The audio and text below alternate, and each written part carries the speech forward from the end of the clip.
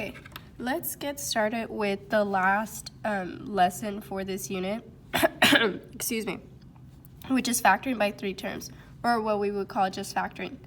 So the first thing you're going to want to do is multiply your A and your C. So if I wanted to label these, this is A, B, and C.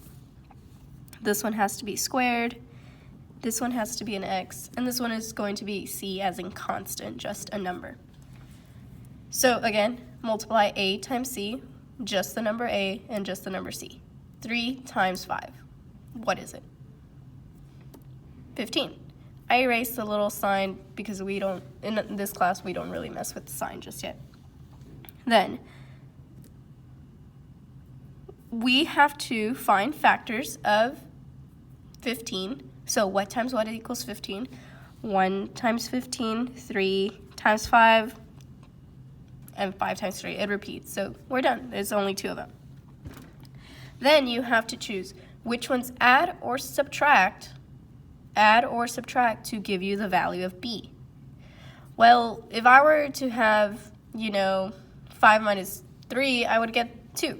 Okay, cool. So those are the numbers we're going to choose. This is the one we are choosing. So what I do first is I write my X's in front and my 3 and my 5 in order. So in order from least to greatest. So 3, then 5. Then the way I choose my sign is going to be my sign of B. So my sign of B is a negative. That's going to go to the second parentheses. Excuse me. The sign of B is going to go to the second parentheses. Then you're going to tell yourself, hey, what is negative times the sign of C?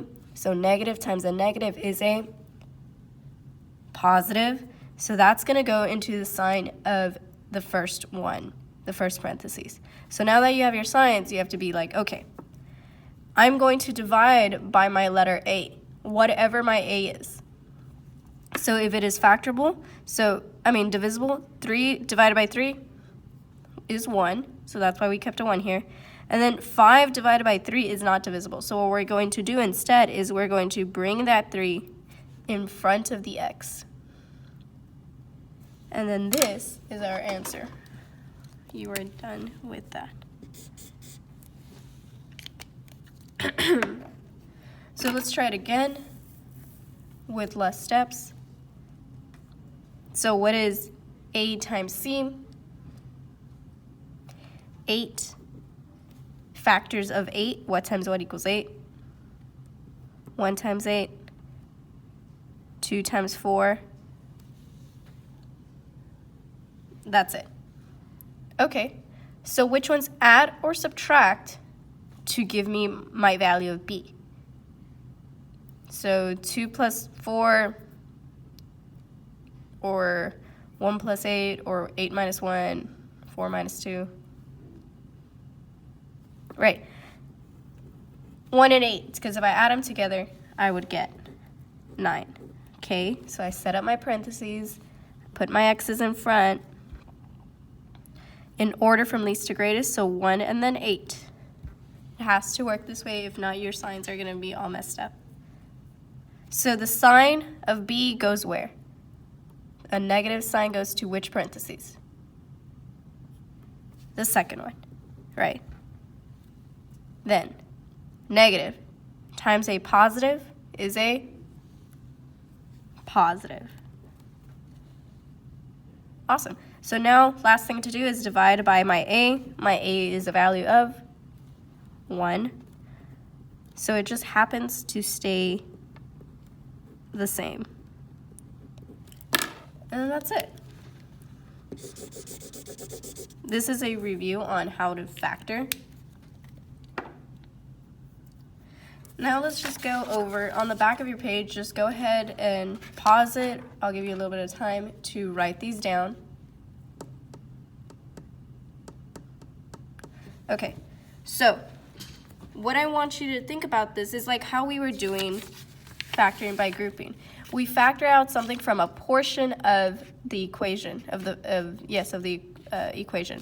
So we're going to try to do the same thing when we only have 2 terms. let us factor out what they have in common. So numbers first, what do these two have in common? A 10. So let's factor out a 10.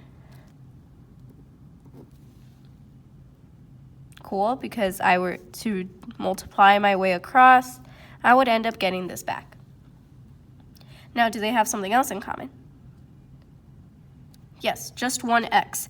So I'm going to factor out just one of the x's. And then that's it. This is my answer. Not too bad.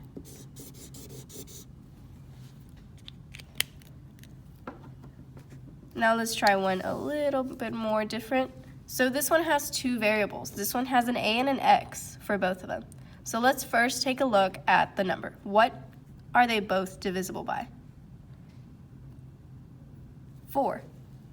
So I'm going to factor out a 4. 12 divided by 4 is 3.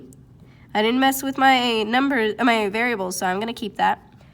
4 divided by 4 is 1. Now that we messed with the numbers, let's mess with one of the variables. So let's go with a first. How many a's do they have in common? They both have one a in common, so I'm going to factor out an a. So a, if I had 1 and I took away 1, how many do I have left? None, right? So I don't have to write 1. If I had 1, took away 1, I have none left. And that's it. I already factored out my a. What about if I were to now factor out my x's? So they both have x's in common. How many do they have in common? Just 1. So if I were to factor out my x, didn't mess with my numbers there. So if I had 3, subtract 1, I'm going to have 2. Then don't mess with the number. If I had 1, took away 1, I am left with none. And that's it. This is my answer. Awesome.